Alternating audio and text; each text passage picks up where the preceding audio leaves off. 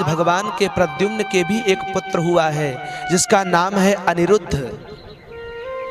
ये जो अनिरुद्ध है ये भगवान का पोता है। सबसे बड़ी वाली रानी रुक्मिणी का पुत्र का भी ये पुत्र है जिसका नाम है अनिरुद्ध। बड़ा हुआ सबसे भगवान के समान ही ये सुंदर है, सुंदर है, बहुत ज्यादा सुंदर है ये महाराज।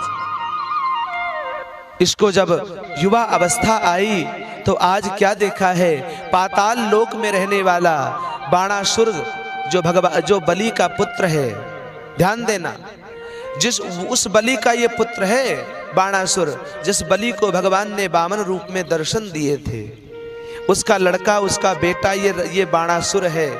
और भगवान शंकर का सबसे परम लाडला भक्त है ये बाणासुर। इसका नाम पहले तो बाण था, लेकिन भगवान शंकर को ये अपने सुरों से इतना मगन करता था कि भोलेनाथ मगन में नाचने लगते थे, तांडव करते थे महाराज। और इसीलिए इसको सुरों का सम्राट बना करके भगवान ने इसका नाम बाणासुर कर दिया। इसकी एक बेटी है जिसका नाम है उषा। इसको डेली रात में, प्रतिदिन रात में स्वप्न में भगवान का पोता अनिरुद्ध दिखाई देता है। अपनी सखी चित्रलेखा से कहती है कि मुझे रात्रि में कोई पुरुष दिखाई देता है, ऐसा लगता है कि उसका विवाह हो रहा है, मैं दुल्हन बनी हूँ, वो दूल्हा बना है, हमारे फेरे हो रहे हैं, हम विदा हो रहे हैं, ये दृश्य मुझे दिखाई देता है, लेकिन कौन है ये मैं नहीं जानती। चित्रलेखा ने पूछा कैसा दिखता है, मुझे ये तो बता दो, मैं बताऊंगी तुम्हें। बोली कि सबसे सुंदर यहाँ पे कौन है, जो सबसे सुंदर है। आज जी चित्रलेखा है, इसने जमीन पर ही चित्र बनाना प्रारंभ कर दिया। सबसे पहला चित्र बनाया द्वारिकानाथ का। उषा ने कहा कि ये नहीं है। उसके बाद में प्रद्युम्न का बनाया। जब प्रद्युम्न का बनाया तो उषा ने घूंघट डाल लिए, और जैसे ही अनिरुद्ध का चित्र बनाया आज उषा मुस्कुरा पड़ी और इशारों से कहा यही तो हमारे सपनों में आते हैं।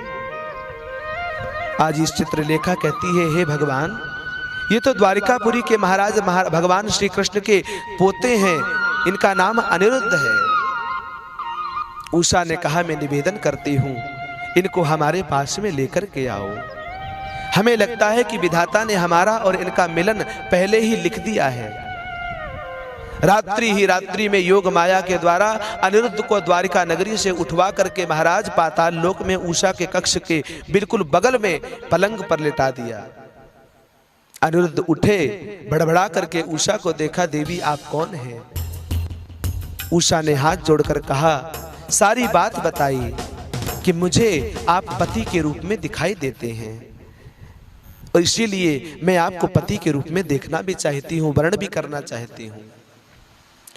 अब रात्रि काल में ये बात उषा आपने अनिरुद्ध स्वयं महामंत्री के साथ में ये बाणासुर गया, जाकर के देखा तो अनिरुद्ध को बंदी गृह में डलवा दिया, बंदी बना लिया। चित्रलेखा ने कहा कि महाराज ये द्वारिकानाथ का पोता है, यदि उन्हें पता चलेगा तो वो यहाँ युद्ध के लिए आह्वान करेंगे, युद्ध बुलाएंगे। बाणासुर को क्रोध आ गया, ये आया कैसे यहाँ पे? चित्रलेखा ने कुछ नहीं कहा। सुखदेव जी कहते हैं राजन, ये खबर भगवान को जब पता लगी, भगवान तो सेना सहित पधारे, बहुत समझाया, विधि का विधान यही है। और भगवान तो यही कहते हैं कि हमारो विवाह जो हुआ है ना वो वैसे ही हुआ, विवाह किसी और के साथ में तय था और हम ले आए इनको पकड़ के। इनकी जो दादी जी हैं महारानी रुक्मिणी हैं, उनको भी हम हरण करके ही लाए थे, लेकिन आपके यहाँ तो विवाह हो भी गया है, वर्ण कर भी लिया है, तो जाने दो ना इन्हें। पर बाणासुर कहता है मुझे युद्ध चाहिए। भगवान कृष्ण ने आज युद्ध प्रारंभ किया, युद्ध पर युद्ध हो रहे हैं महाराज। क्या देखा है, इस बाणासुर की 20 भुजाएं हैं। भगवान ने 20 भुजाओं को काटना प्रारंभ कर दिया।